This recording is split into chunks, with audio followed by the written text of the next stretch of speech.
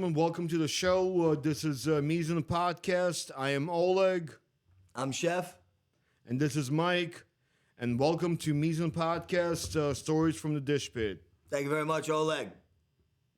Thank you, bro. That was awesome. Welcome to the Mies and Podcast Stories for the Dish Pit, man, like Oleg said. So a couple of things we want to get in tonight, but first thing I want to start off with is just after work, let's call it after work disappointment. Before I even get into the shout outs or anything, let's call it after work disappointment.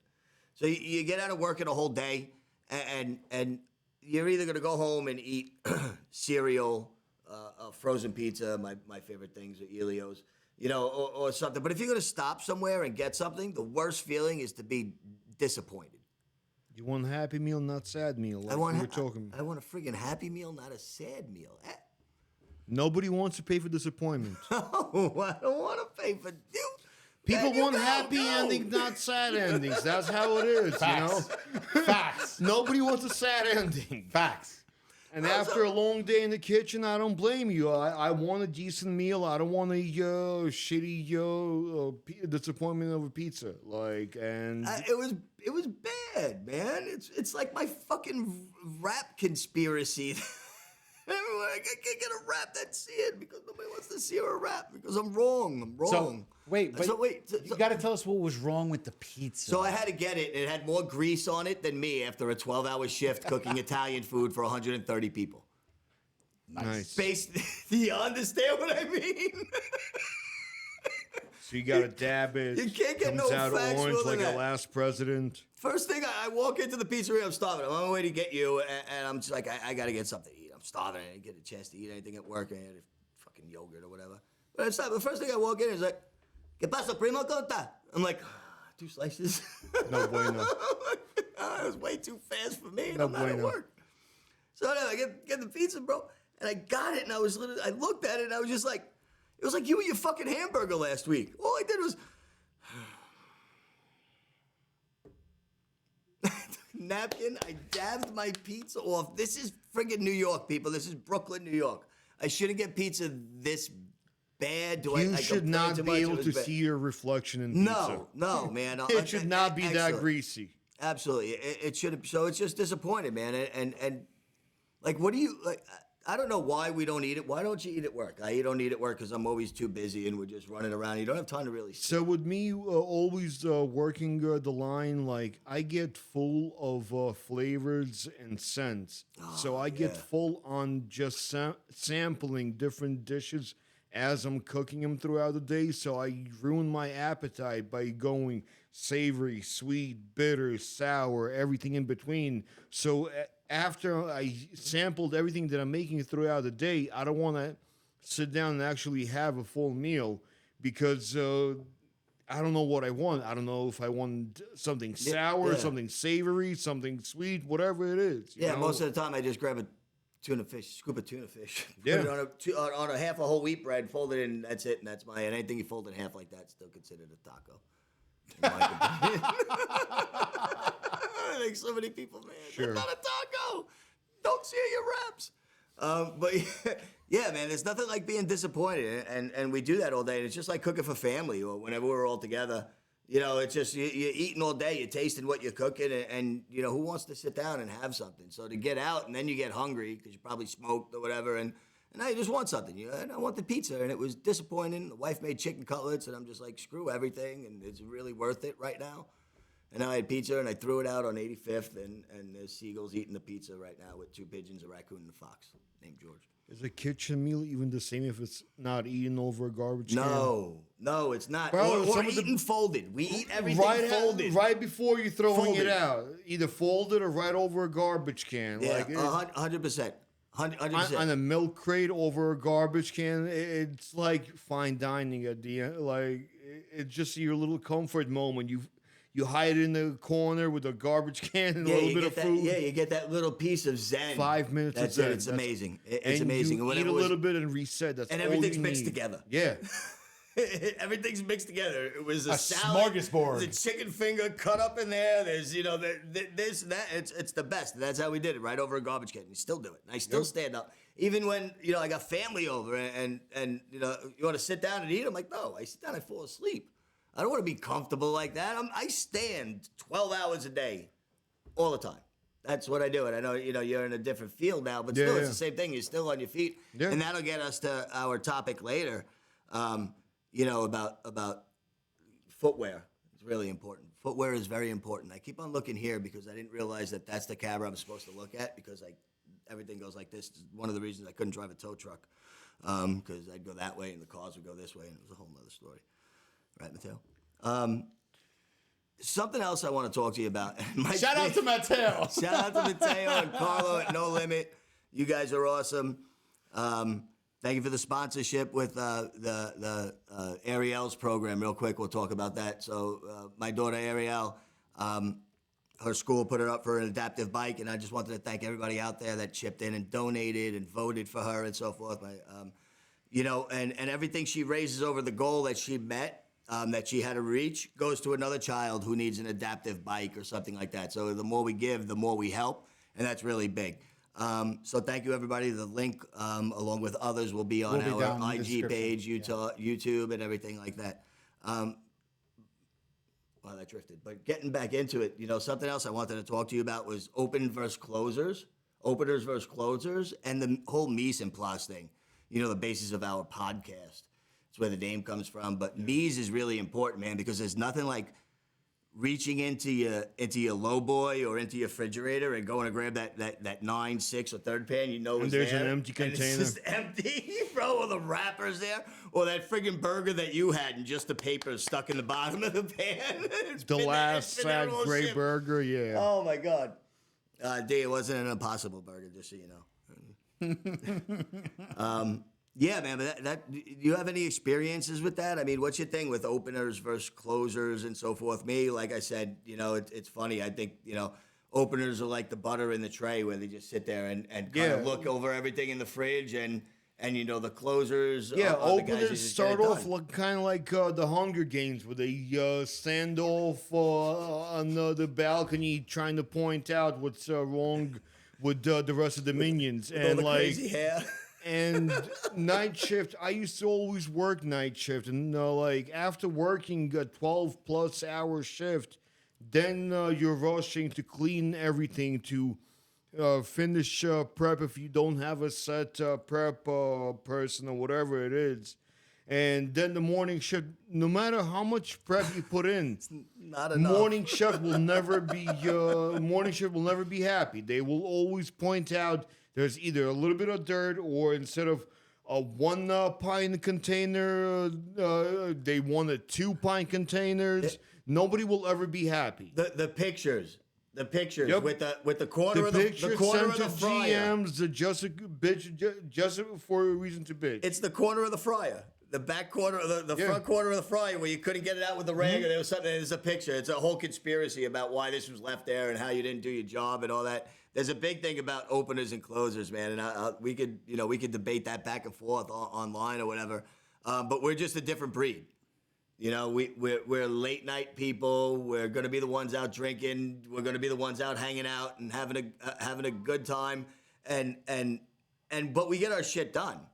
Yeah. And sometimes, I've been spiteful because I feel like it's been spiteful with the open. And then you get into that battle of the openers versus the closers. You need, they leave their prep list and you're just not doing it. I've had my own night and that's it. And I am not doing that. But I've had plenty of shits where you're pulling doubles, and I've done prep for my morning and night. You ever just say fuck it sometimes and just be like, I'll leave that for tomorrow. I usually, if I had to do prep all day and work, I would make backup. If instead of making 2, I would make 3 containers and hide one somewhere. You always hide backup. You always hide backup. You're like a pack rat anytime you work in the kitchen. What's the other thing you hide in the kitchen? Your towels. Towels. 100%, bro. You can't have enough towels. Yep. You can't hide them in certain spots. I've had them on top of walk-ins and behind mirrors in bathrooms and a medicine cabinet.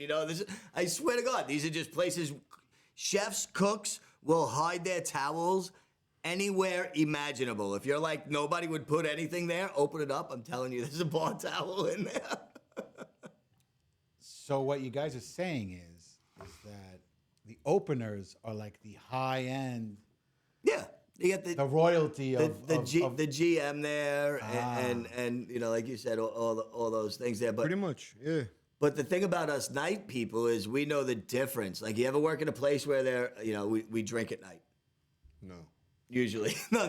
I know that was confusing. Did you ever work in a place where we drink at night? No, not at all. Never. Did you ever work in a place where, like, there's a limit, or there's, one shift drink or whatever it is, or like you said, no fraternizing with the other employees? I mean, they always try to put limits. Every rule is meant to be bent or broken, Like us. As any kitchen I've worked at, like, you get into an understanding with the GM or whatever it is that you can do whatever you want as long as you still Do your functional. job. If you're not fucking up orders and you still be busy, be in the weeds with all the other shit and still produce, then be it. BBB. I know that there's a late night definite difference, when it comes to it, and you get those places where they're like, no, that's it, everything else you're buying, where you become better friends with the bartender than you do with any of the wait of staff. The course. wait staff could sit there and shake whatever they want in front of you, but once closing time comes and you want your drinks, the line wants their drinks, and the bartender wants something better than chicken fingers and fries. He's getting a steak, and you guys are getting whatever you want for the next hour and a half while you close. I think that's just an industry standard. I've always made better friends That's with when the you try bartenders. to figure out what you're trying to get. Are you trying to get something out of the waitresses? Are you trying to get some booze out of the bartender? And you try to Booze for weigh the out what's bartenders. more important. So it turns into a bartering system. It always There's always is. a bartering It always system. is. Always. Even for ranch sauce, bro. Ranch sauce is a commodity. What? White people Why is- salsa. hold on. White people salsa. I need extra ranch. Did you bring it in? There's always an issue. I don't give a shit. That brings up Did something you else. bring it There's in? always an issue. Did you bring it in? Did you bring it in, bro? You're just on the line and you're dogging it and you're going. I need an extra ranch sauce. Did you bring it in? Because you're just in that fucking mood, bro. Just bring everything in. Just read it in. Ranch sauce is a commodity. You want extra ranch sauce? Bring it in. Bro, just bring everything in. Bring it in. So if you don't ring it in, you don't, get it. Nope. Got it. Okay. You don't get it. Good. It's always like I don't care what line you work on. Us chefs, us cooks, ring it in. You want something, ring it in. And another one is talk to the expo. Yeah. That's another good one. I like pawning that one off. Talk to What- the what's- past. Hey, What's- can I get what's the expo? When a server will come around the So line? it's the last set of hands that Right. touches the food before they goes out to the customer itself. So it's the person that at the end of the line looks at what you're ordered, and he knows or she knows whatever it's supposed to be, and they're like, all right, so this meal is supposed to have 3 potatoes, 4 pieces of meat, and 17 French fries, and they look at it and they're like, all right, it's exact. Let's push it through. And no Got doubt, it. 17 Okay. French fries. So yeah, man, that's probably one of the best descriptions of the expo thing. I don't know. I'm proud of you right now. That's fucking amazing. I've That was worked really expo, good. like- That's my favorite position to work. I love working expo. I'm caught on over here. Yeah, expo was a favorite. That's like the conductor. You just like. Well, that's also kind of like if you're not a chef, you're a critic. So, like, if you're Yeah. not cooking, you're an expo. So you don't have to remember how to cook it, but you have know to what it remember looks like. what it looks like. You have to know exactly what it looks like, and Yep, that's it. And every plate, exactly. that's consistency. Because again, goes into what we spoke about. That person that comes in for that chicken dish with the 17 French fries and the 3 potatoes. It's a lot of starch on that one plate, Yeah. but anyway, but they're gonna want those 17 French fries and 3 potatoes every time they fucking come in. Whether you, John, Bach, or Joaquin do it. Fucking Joaquin, man. I wish that guy. But that's why you have reoccurring customers well, that's what- because they exactly. follow recipes and they follow things. Yeah, consistency is key, yeah. and everybody stays in line, man. And that's the brigade. We all stay in line, but we all have a good time. And the I used to be bartender's always our constantly best friend. told if you can't be good, be consistent. Yeah. Yeah, bravo. That's a good one. I haven't heard that in a long time. I'm gonna use Can't that. be good, be consistent. Write that down.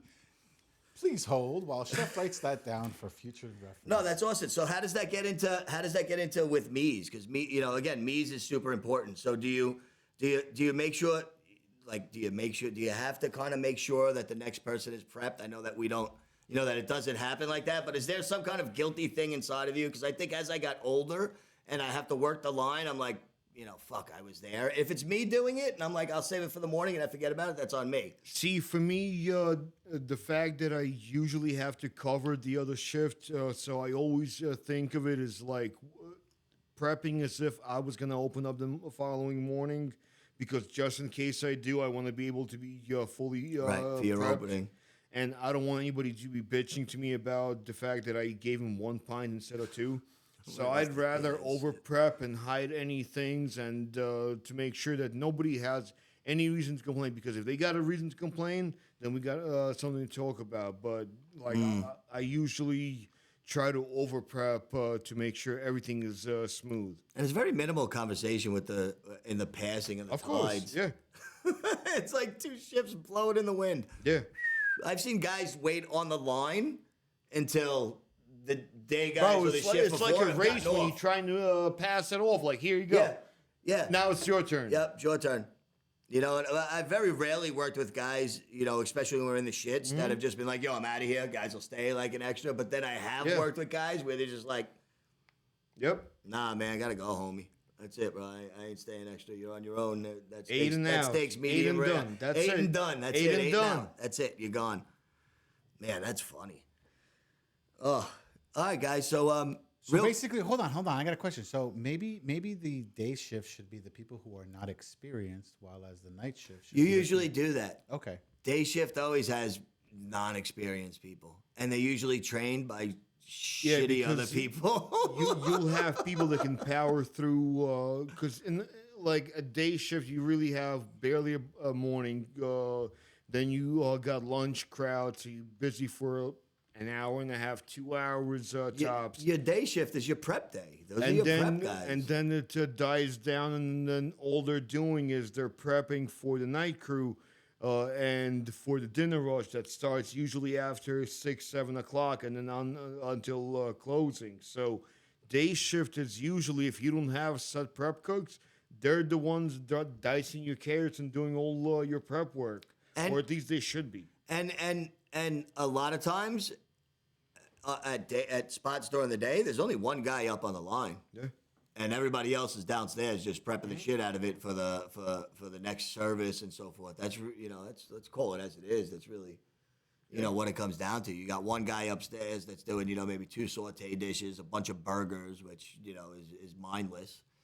And then and that's it, and just doing minimal prep when it's you have 3 or 4 guys downstairs that are just banging shit out from meat cutting to the rest of the meats and so forth. But yeah, man, that's what that's about. Real quick, online culinary school. What's your thought? I can't stand it. It's like everything else. I just don't like shit. I don't see how you could learn something online. And if that's the case, then I pissed at myself. Fucking culinary school. So I never went to actual culinary school. shit. Everything I learned was either on the line or from reading books or doing my own research. So I believe that you could pick up certain things from just reading it, but unless you're having like interactive Zoom sessions where you're actually practicing as you're going. But here's No, because I'm assuming if you have a full interactive program, and right now the way everything is set up, it'll be fully So interactive. here's my thing. So especially with cooking, cooking is a tasting. It's a tasting job. It's a tasting experience. That's what you do. So as chefs, you're constantly tasting what you're doing. So how do I know that Susie in Patagonia, that's online, paying for my class to make cassoulet, has the exact flavor content, profile, layering that I'm looking for, that she should know that that's what this dish is, when I can't taste what she's doing? I think it's bullshit. As fucked up as it is, but one of the things that I do that is probably not something that you're supposed to. I know what the proportions are supposed to be, so I could make something without necessarily tasting it and send it because Right, you do, but you can follow every recipe. You're a chef already. Right, you can follow every recipe Right. to the T. It's still not going to taste exactly because we both have that different flavor profile. So you could follow a recipe, but then again, Susie in Patagonia might be going around showing all her friends her cassoulet that she made, and she'd be like, "Oh my God, look at my cassoulet!" And they're all like, "Oh my God, it's like eating, ass." And it's because you went to online culinary school. I just don't agree with it. I think that's a profession that has to be taught. That has to be taught in person. I don't know. I guess It's like one of those hands-on things. Yeah, It needs to be done. it needs a hands-on experience. It needs to be a full hands-on experience with the rebuttal from Yeah. Like I agree with that, but like you're able to look as much as culinary school you can do is as much as you'll get from recipes. So you could follow it and do it your own way, but you'll never have like the recipe creator telling you, "Hey, you fucked up." No, so you need a hands-on experience, and you have to be belittled. Yeah, you gotta be belittled. Take a piece of bread here. Take a piece of bread here. Put it here. What do you got? An Idiot idiot sandwich. Thank you. That you need to be belittled. You know, it's, But I'm right- sorry, it but does. they don't- Not they don't do belittled, that but just- anymore. They don't- No, I know you can't. Oh, you can't say It's shit just- about anybody. Everything is just safe. Walking is a safe space now. If you want to be a toaster, then you're a toaster today. And I You're a guess there's a toast- kid that went to school that wanted to be a cat, and his parents were pissed that he wouldn't pee in a fucking litter box. This is 2024. Welcome. Unless it's baking, right? Because baking, you have to go by the recipe. Baking, I can't bake for shit. I'm That's horrible. why I have there's the main difference between baking and cooking. Exactly. Baking is more science, and cooking is experimenting because you can edit it throughout the way.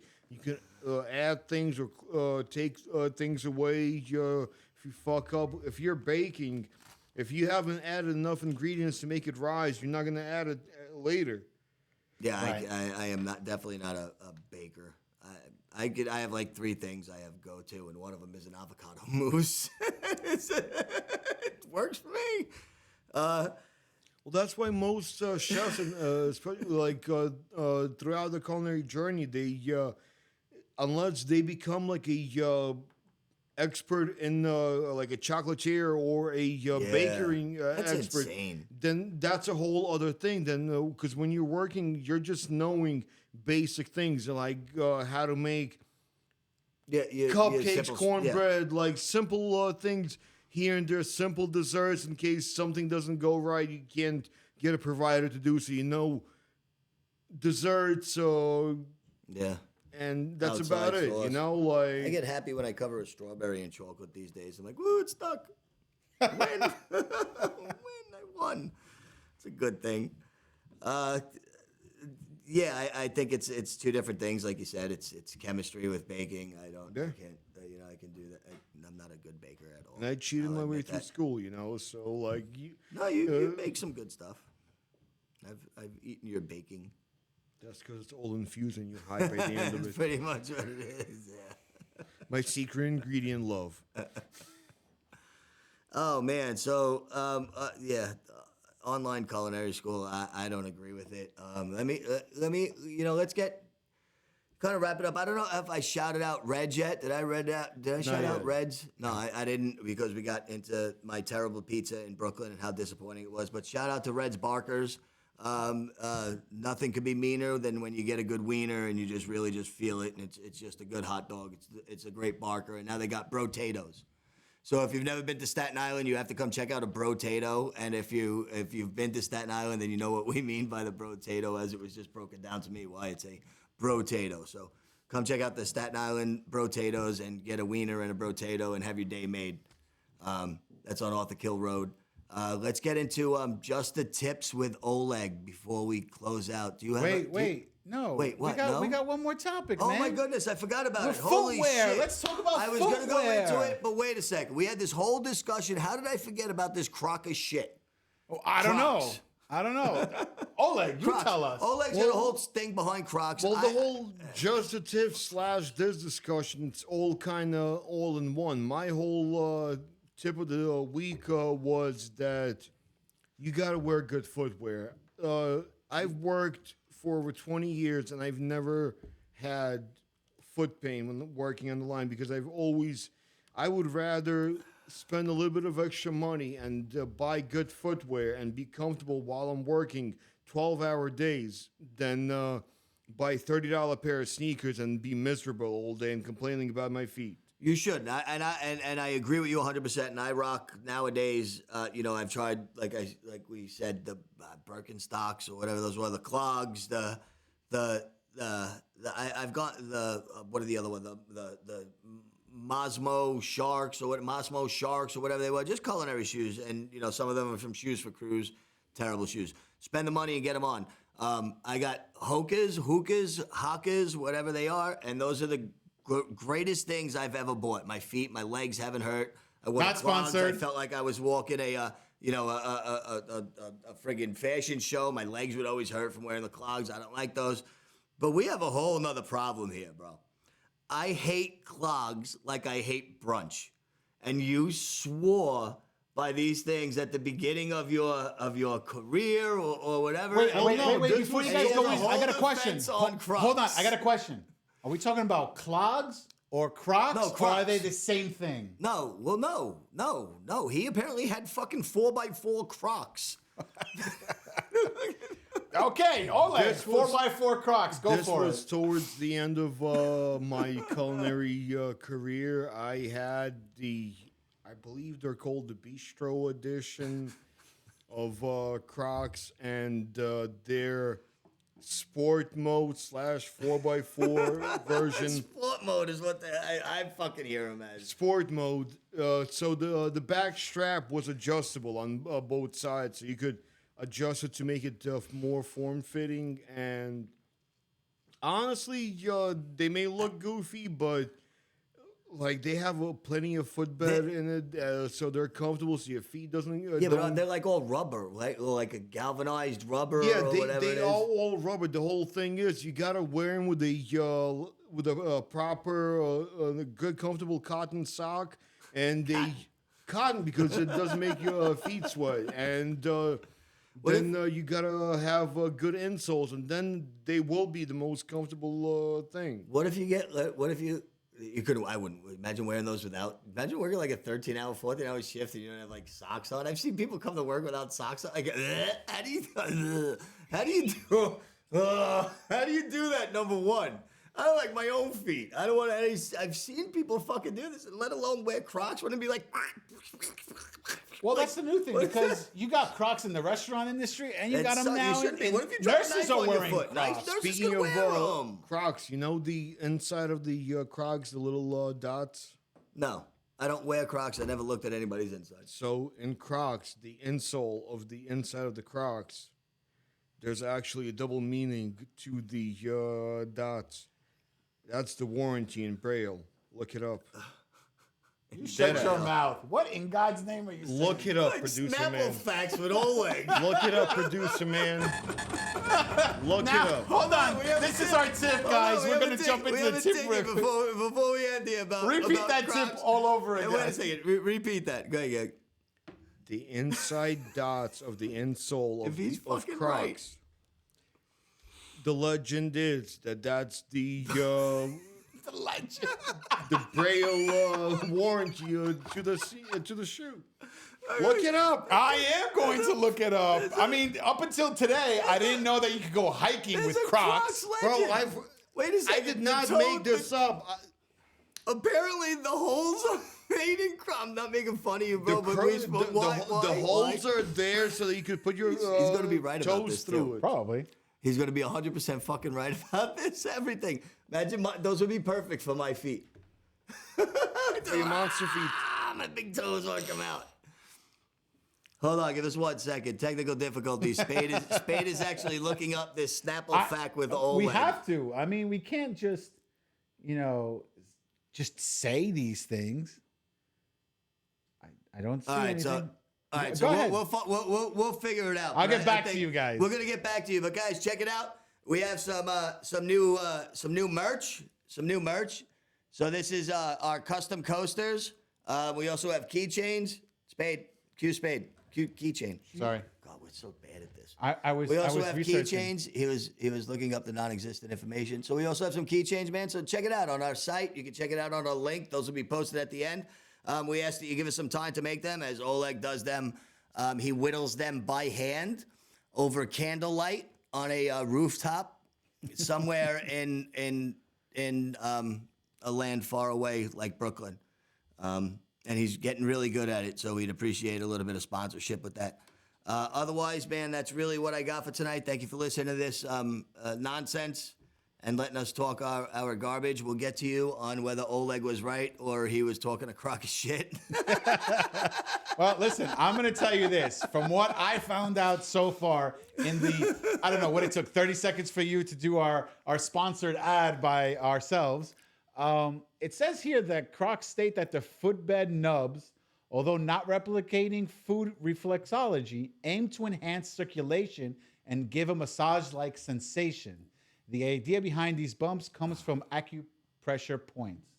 So we'll do some more research and find out Crocs, for next time. If you're out there and want to do a little taste. Can we? On that note, I'm going to end this. I'm going to cut it short. I'm Chef. That's Oleg. That's Mike Spade. We're the Mies Podcast, Stories from the Dish Pit. Hope you enjoyed the episode. Cheers.